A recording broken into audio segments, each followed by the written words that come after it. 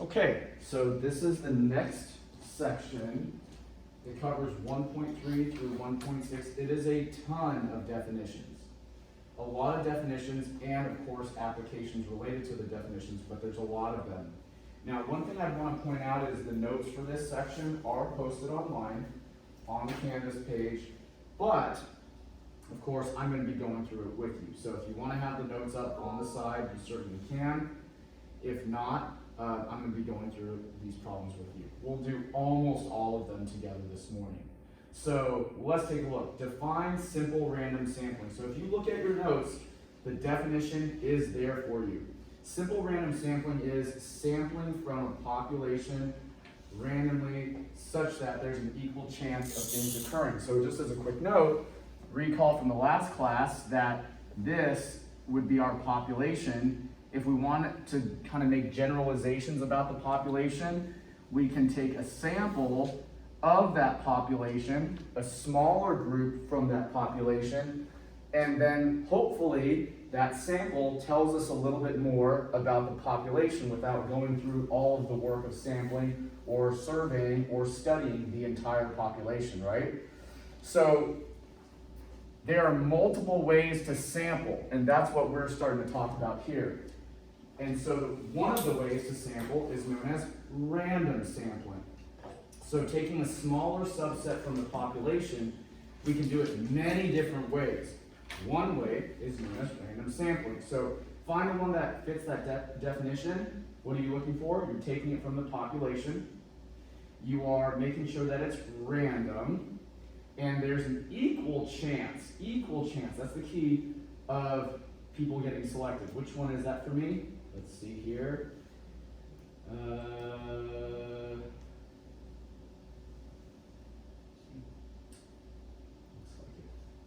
Yeah, you got it. Perfect. Okay, everybody got that? All right. Quick note. Yeah. You can always have your computer with you. Oh, you got it with you? Okay. No, I just forgot it. Oh, that's okay. So you'll be able to get the homework done if you bring it. So just FYI. Okay. All right. Number 2. As part of a college literature course, students must select 3 classic works of literature from the provided list and complete critical book reviews for each selected work. Write a short description of the processes that can be used to generate a simple random sample of 3 books. And then we need to obtain a simple random sample of size 3 from the list. Well, let's do the first part. Which of the following would produce a simple random sample? So, I mean, a lot of this is just common sense. Choose the things that are not going to bias it, that are going to be a fair way of pulling things and sampling. So let's take a look.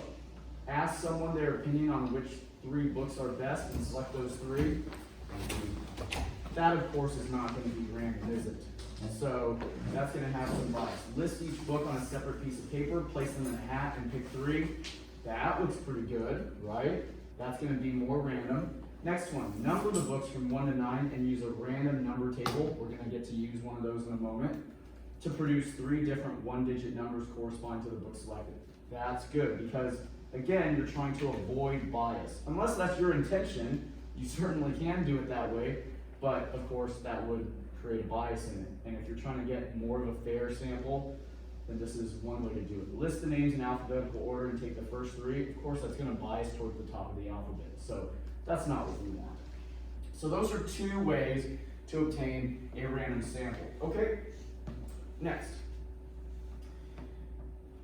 Use the portion of the random number table provided below to obtain a simple random sample of size 3 from this list.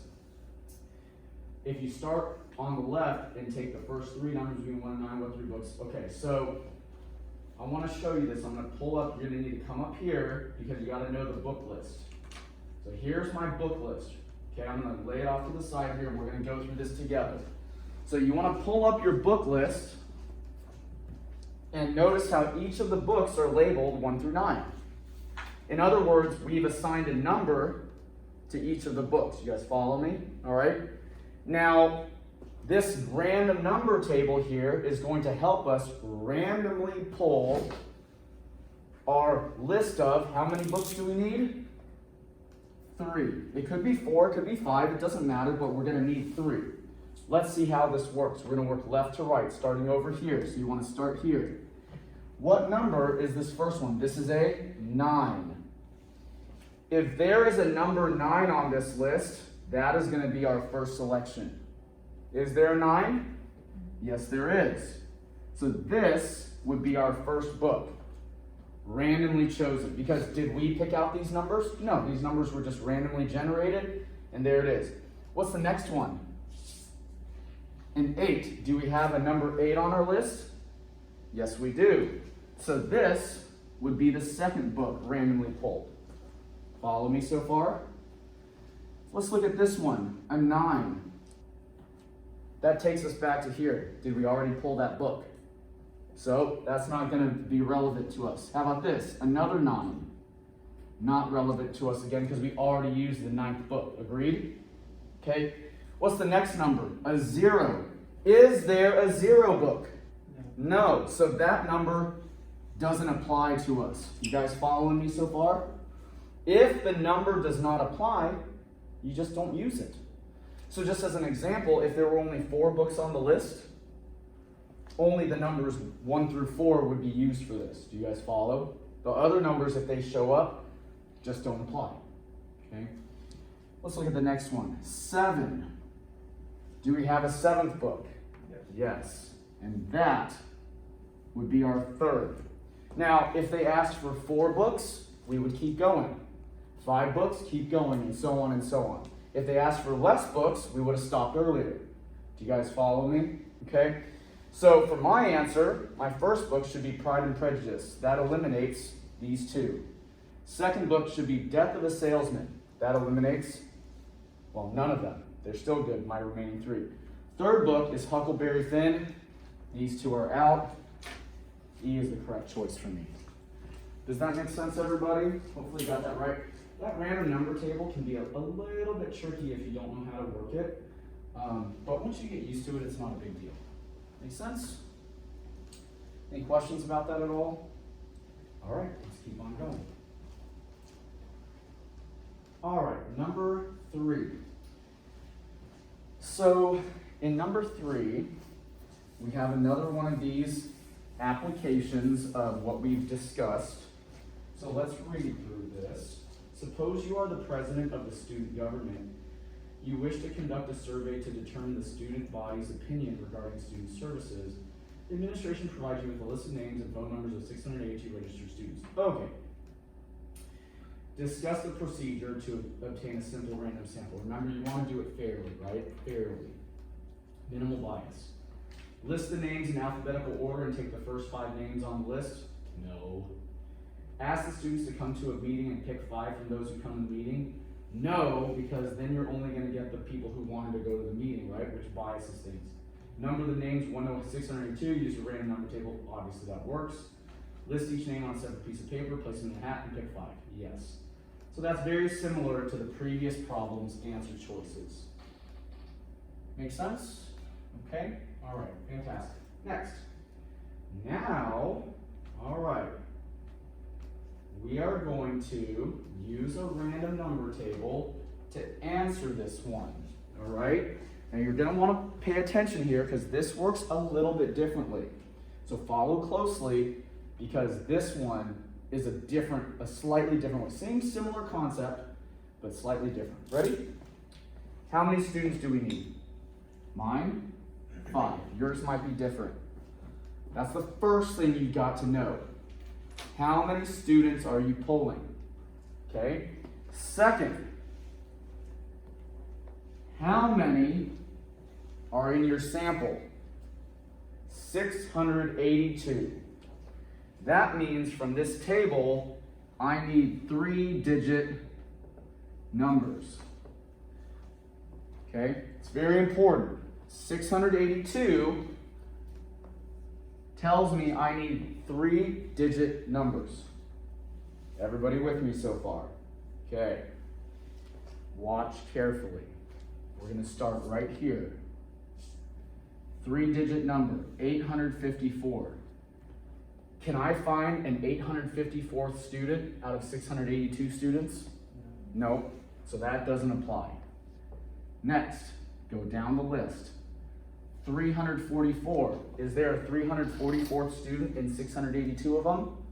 Yes. So the 344th student is going to be my very first student. You guys following me?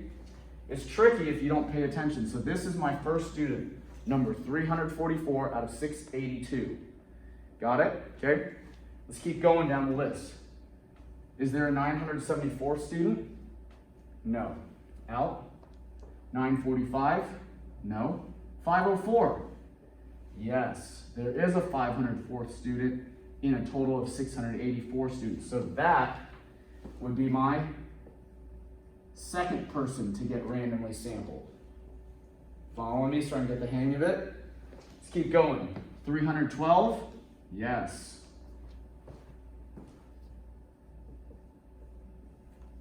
Next, 655.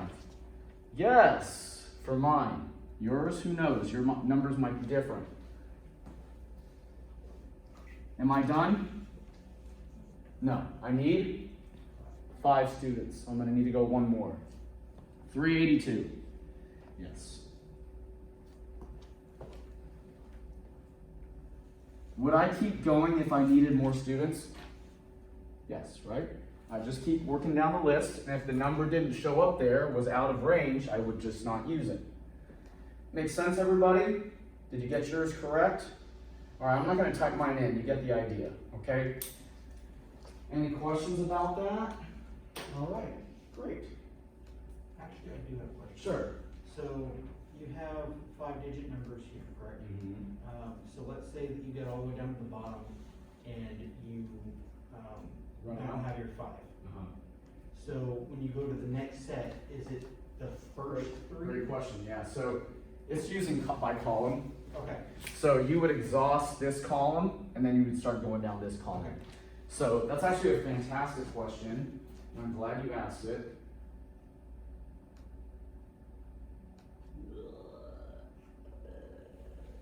Whatever, you get the idea, right? It's pretty close. So let's say that even just with 5, I didn't get 5 out of this first column of numbers. We'd start back at this one. Okay. Perfect. Okay, all right, that's a great question. And or of course, if we had more students to pull, we would keep rolling.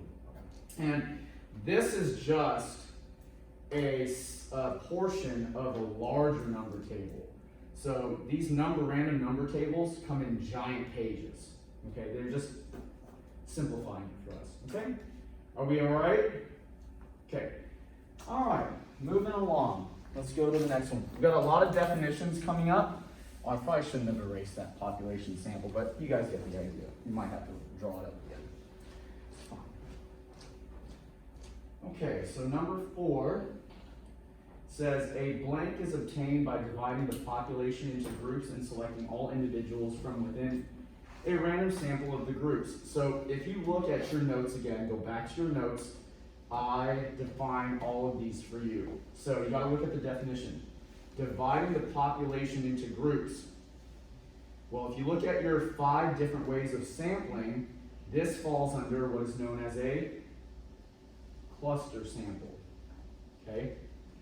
So if you look at your notes, it's defined for you. And of course, those notes are on your Canvas page. All right? Next, dividing the population into homogeneous groups,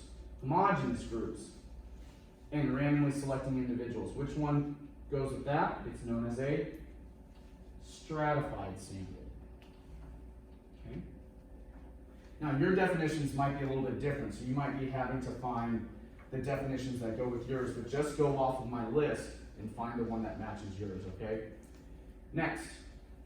All right. Determine whether the following statement is true or false.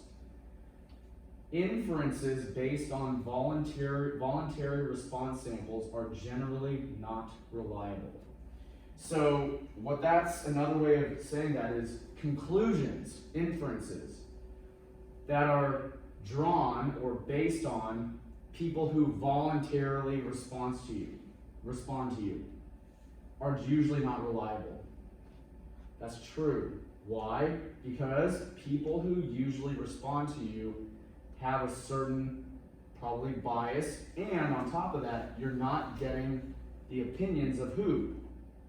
The people who don't respond. So this is true, A, because it is often the case that individuals who volunteer do not accurately represent the population, right? So there you go. To estimate the percentage of defects in a recent manufacturing batch, a quality control manager at Toyota selects every 16th car that comes off the assembly line, starting with the 7th until she obtains a sample of 100 cars. All right, what kind of sampling is this? Well, if you look at your sampling methods, again, and that would be kind of in the middle of your notes, there's one that says selecting every K individual from the population. In other words, you're taking an exact number every 7th, 6th, 5th, 4th, 3rd, 15th, whatever it is. When you do that, that is known as you can see in your notes, systematic sampling. Okay? You guys follow me? And again, it's in your notes. So if you got your notes pulled up, you can kind of be following me. I'm talking straight off of these notes. All right, let's look at the next one. To determine customer opinion of your food quality, General Foods randomly selects 140 city blocks during a certain week and surveys all homes within the city blocks. Okay, when, as you can tell, they're not taking every 15th or 12th, so it's not the same as the previous one. They're selecting certain blocks. When they do that, again, if you look at your notes, this is known as cluster sampling. All right? You guys following me? Okay, any questions at all? All right, next. Nissan wants to administer a satisfaction survey to its current customers. Using their customer database, the company randomly selects 90 customers and asks them about their level of satisfaction with the company. So, when there is some kind of a survey, that is known as simple random sampling, okay? So typically when you do a survey, that is known as a simple random sample, and you can see in your notes, that is the very last one. And each of those sampling methods, I tried to put a little example for you that goes with it. So for some reason, my questions didn't match up with yours, like my number 9 is a simple random, but yours is not. You can go through that list and look at the examples and match it, okay? All right, number 10. A newspaper asks its readers to call in their opinion regarding the number of books they have read this month. So when somebody volunteers their feedback, that is known as a convenience sample. Okay? And that's number 4 in the sampling methods in your notes. You guys with me? Good? Okay? All right. Next, to determine her water pressure, Jean divides up her day into 3 parts: morning, afternoon, and evening. She then measures her water pressure at 3 randomly selected times during each part of the day. What type of sampling is used? So, when you divide into groups, like say dividing your day into groups, this is generally known as stratified sampling. Hopefully that's correct, and it is. Okay. So this is also in your notes. So all of these, you can go reference back in your notes if you're watching back through this, reviewing for a test or quiz. They're all there. Okay? Along the definition along with the example. Okay? We good? Questions? All right, next. So the next part of this section moves on to sampling error. Okay, the topic of sampling error. Let's take a look. Distinguish between non-sampling error and sampling error. Well, this is a straight definition. So let's go to our notes here and let's look at it. So if you look at your notes, non-sampling error is under coverage, non-response bias, response bias, and data entry error. So why don't we look for something like that first? So under coverage is non-sampling. Where is that? That's our last one here. That's the only one that seems to be saying that. And then let's go verify the second part, sampling error. Let's make sure that that part's right. What is sampling error? Using a sample to estimate information about the population. The sample, unfortunately, if you have an error, the sample might give incomplete info about the population. In other words, you chose the wrong sample. And that wrong sample didn't give you an accurate picture of what you were trying to conclude about the greater population. Okay, so sure enough, that I think matches ours. Okay, make sense, everybody? All right. Number 13, the manager of a shopping mall wishes to expand the number of shops available in the food court. She has a market researcher survey the first 100 customers who come into the food court during weekday mornings to determine what types of food the shoppers would like to see added to the food court. Complete parts A and B below. All right. So, first, let's determine the survey bias. So, determine whether the flaw is due to the sampling method or the survey itself. Okay. So, let's take a look here. Let's look at the way that the market researcher surveyed. This market researcher surveyed the first 100 customers who came into the food court during weekday mornings. That's clearly flawed, isn't it? Let's assign the type of error to this. So let's look down below here, okay? So let's look down below. We've got sampling bias, we've got non-response, and we've got response. Below at the very bottom of your notes, we've got some options here. So let's look at sampling bias. It favors one part of the population over another. That might actually work here. Because what? The part of the population that gets favored is what? The morning people, isn't it? So that might work, but let's keep reading. Non-response bias. Individuals selected don't respond and have different opinions from those that respond. Well, that's not true, right? Because we don't have people who didn't respond necessarily. So I don't think non-response applies. How about response? Answers on a survey don't reflect true feelings of the respondent. In other words, when they responded, maybe they were pressured, maybe they were in a certain situation, maybe they couldn't give their true feelings, whatever. That's not this, is it? So I think this is a sampling bias, and it is. Yours might be different, so you're going to need to reference your notes or ask me if you got it wrong and you want an explanation. Are we okay? All right, let's move on to the next part. Suggest a remedy to the problem. Okay, so option A, reword the question so that it is balanced. Well, I don't think this issue was about the question, right? That's not mine. Next, ask customers throughout the day on both weekdays and weekends. There you go. Isn't that a better way of sampling the customers? All times of the day, so you get all the different groups, and not just weekday people, but weekend people. You're going to have less chances for errors when you do that. Okay? We good? Or bias for that matter. Okay, ready. This survey has bias. Again, we need to determine the type of bias and suggest a remedy. Here we go. A polling organization conducts a study to estimate the percentage of households that homeschool their children. It mails a questionnaire to that many randomly selected households across the country and asks the head of each household if he or she homeschools their children. Of the 1,727 households selected, 11 responded. Okay, let's go back to our chart, right? So back to our definitions.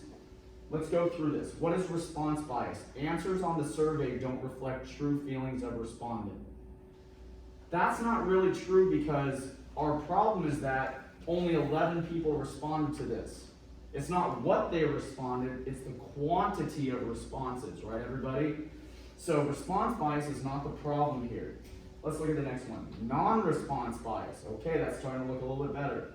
Individuals selected don't respond and have different opinions from those that respond. So this is really the answer, right? There's a lot of people who didn't respond to this survey, right?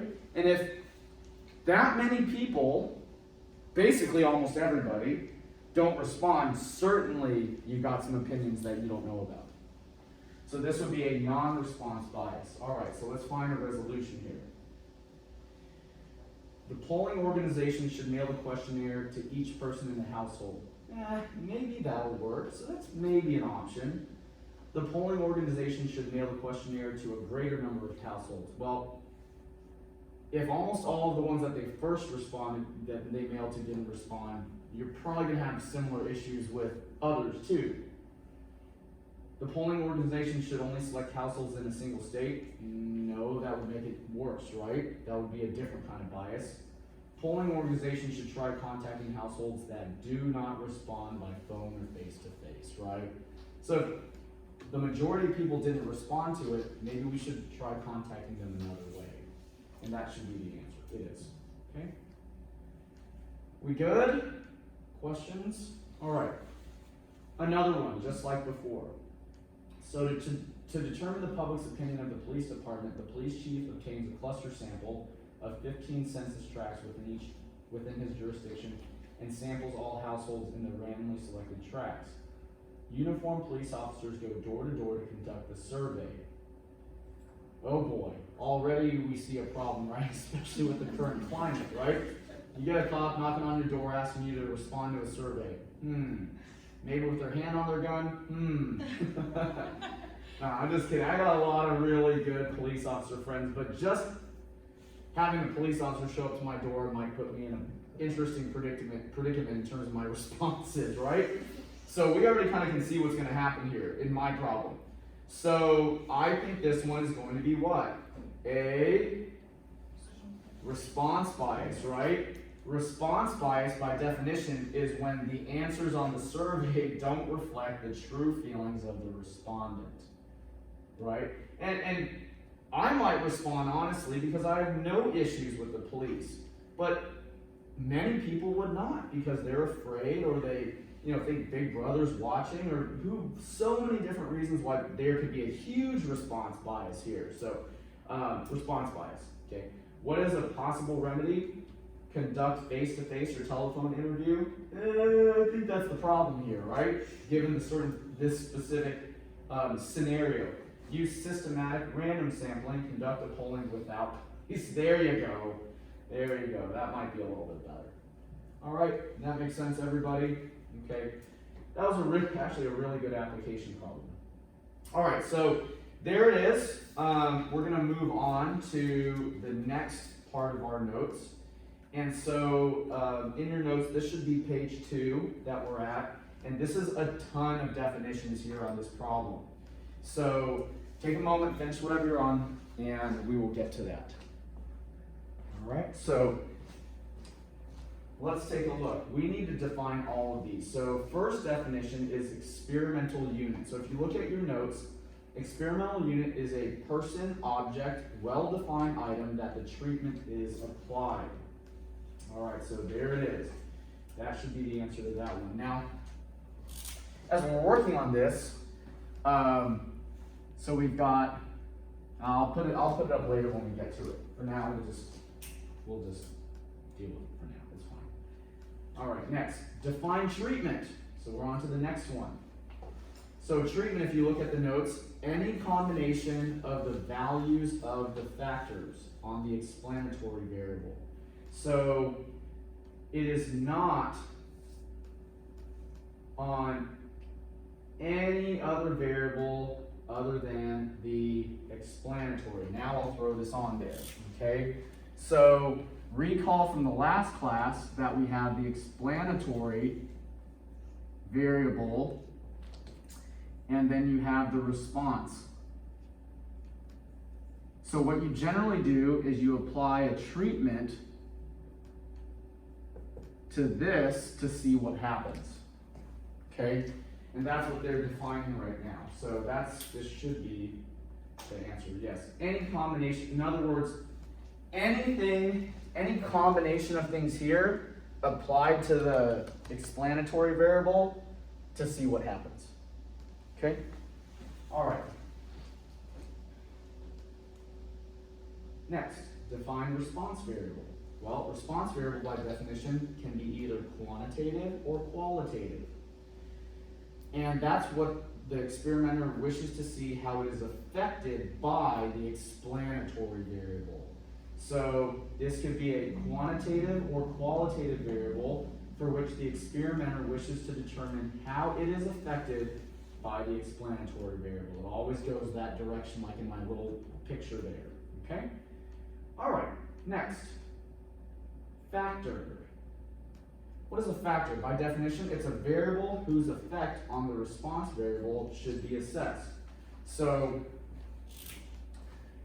the factor is here, and it might impact the response variable, and you need to take it into account. Okay, so let's see here, where is it? A variable whose effect on the response variable is to be assessed by the experimenter. You need to take into account. All right, next, define placebo. By definition, an innocuous item here, it looks, tastes, smells like the experiment. Okay, so for example, here it is. So an innocuous medication, it could be anything, right? But we've known very commonly as, like, say, a sugar tablet. It looks, tastes, and smells like the experimental medication. We've seen that talked about before, placebo effects. And it's not just necessarily a medication, it could be quite a few different things, right?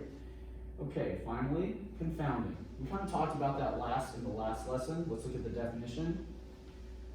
Effect of two factors that can't be distinguished. Recall that two things could impact your outcome, but you can't quite figure out which one really affected it, and they're tied together. So there it is. All right. Okay. So let's take a look at number 17 here. What is replication in an experiment? Well, replication, by definition here, is applying treatment to more than one experimental unit. So, in other words, you're trying to make sure that you can get the same results, right? You do it to many items, and maybe not the same results, you're just essentially applying your treatment to more than one experimental unit from the very beginning to see what happens. Doing it to one might not be as powerful of a conclusion on the response as doing it to numerous. All right, next. Explain the difference between a single blind and a double blind experiment. Maybe you've heard this term before. Now it's going to be defined for you. It's also in your notes. Let's read through this. A single blind experiment is one where the subject does not know which treatment he or she is receiving. That's a single blind. Now a double blind is when neither the experimenter nor the subject know which treatment is receiving. So in a single blind, the experimenter, the person conducting the study, knows exactly what everybody's getting. In a double blind, both the experimenter and the subject don't have a clue what they're getting. Okay? So let's look for that. Not A. I think it's B. In a single blind, the subject does not know. In a double blind, neither the subject nor the researcher knows. I think that's the right answer. It is. Okay? All right, very good. 19. Generally, the goal of an experiment is to determine the effect that the treatment will have on the response variable. Absolutely, right? So when we do an experiment, we want to know, well, how does this end up causing this? Is there a relationship of some sort? Okay? So there it is. All right, so let's go to number 20. This is a very complete problem. If you can do this, you have a good handle of all the topics that we've discussed. It's a very good application problem. I'm not going to do all 20 through 23. I'm probably going to do a couple. And then I'll leave 22 and 23 for you to do. Okay? All right, 20. A school psychologist wants to test the effectiveness of a new method of teaching math. She recruits 200 fifth grade students and randomly divides them into two groups. Group 1 is taught by means of the new method, while Group 2 is taught by traditional methods. The same teacher is assigned to both groups, to teach both groups. At the end of the year, an achievement test, graded on a scale from 1 to 10, is administered and the results of the two groups are compared. Okay, we got a lot of parts to this problem. Let's go one part at a time. What is the response variable in this experiment? Now, if you didn't recall, I just erased it, but remember that the response is over here. What was in this circle? What was in this circle? What is it called again? Yes. Good. So that was the general flow. It's always explanatory, response. So let's come back to this. What is the response variable? So the response variable is what happens at the end, right? The response variable is going to be what? Their scores on the test. So at the end of it all, how did their scores do? Do their scores go up, down, whatever it happens to be? Or what is their score? Because it's not a pre and post test. We're not going to talk about that. That's a different type. So what are their scores? That's all. Is the response variable qualitative or quantitative? Well, because it's graded on a scale from 1 to 10, this is going to be quantitative because it is a measurement. The response variable is quantitative because it's graded from 1 to 10 because it's a measurement. Okay, good. Next. Which of the following explanatory variables is manipulated? So remember, and this is why this simple little picture helps. Explanatory is going to impact the test scores, right? What is getting adjusted? The method of teaching. You got it. The method of teaching. A new method or traditional method, they're thinking may or may not impact the test scores at the end. Next, what are the treatments? How many treatments are there? All right, the treatments are what? The new teaching method and the traditional teaching method. There are two types of treatments. You guys follow? Okay. All right. How are the factors that are not controlled dealt with? So this one is kind of a little bit trick question. I'm going to help you with it, but it's random. So bottom line is you've got 200 fifth grade students. You really don't want to, of course, take all the best students and give them the new method, or vice versa, all of the worst students and give them the new method. The biggest issue that is present is that you don't know the full background of all 200 students. So the best way to deal with this is to randomly assign them to either group 1 or group 2. Then you're going to be more likely to not have a bias in the assignment to each group. Okay? Which group serves as the control group? Who's the control? The ones getting the new or the traditional? Traditional. So it looks like group 2 is the control because they're getting the standard method compared to the other method. Okay? Are we doing okay? Yes? All right. Please ask if you have questions. Okay. All right. What type of experimental design is this? Now everything up to this point has been pretty manageable. For this last part, you need to go to the very last part of your notes to see all 4 different types of design methods. So if you look at the notes, there are 4 different designs. I've given some examples with them. And so I'm going to help you out here. And because these are randomly assigned into groups, the key is random assignment. This is a completely randomized design. Okay, so I'm just going to help you out with that. Now, each one of these, if you look at your notes, has key words that are associated with it, and the way to look at it is to come back to the original problem and kind of look for those key words. Okay? And because this was random and they were assigned to groups, that's key. A lot of people might think of this as, say, a randomized block design, but it's not, because the kids were randomly assigned to groups, not homogeneous groups. Okay? All right, next, let's go for a picture. Not yet. Identify the subjects. Who are the subjects? The 200 students, right? That's pretty straightforward. All right, and finally, we got a picture. Which one of these pictures corresponds to what happened here in this experiment? I think that it's this one. We had a group of students, 200 of them. We split them through random assignment into group 1 and group 2, two groups. Group 1 got the new teaching method.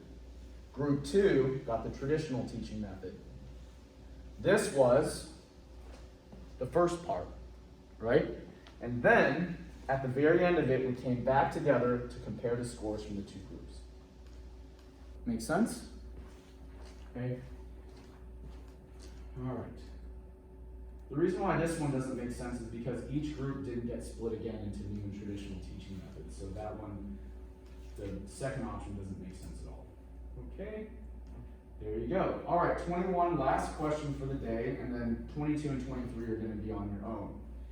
To help assess student learning in her art history courses, an art professor at a community college implemented pre- and post-tests for her art history students. A knowledge gain score was obtained by taking the difference of the two test scores. What type of experimental design is this? Well, go back to the bottom of your notes. Which one is a pre- and post-test design? It's called what? Matched pairs. There you go. So if you look at it, I gave you an example. When you have a pre-post-test scenario like this one, it goes under matched pairs. All right, and that's it. The other two problems are for you to do. Good? All right, that'll do it.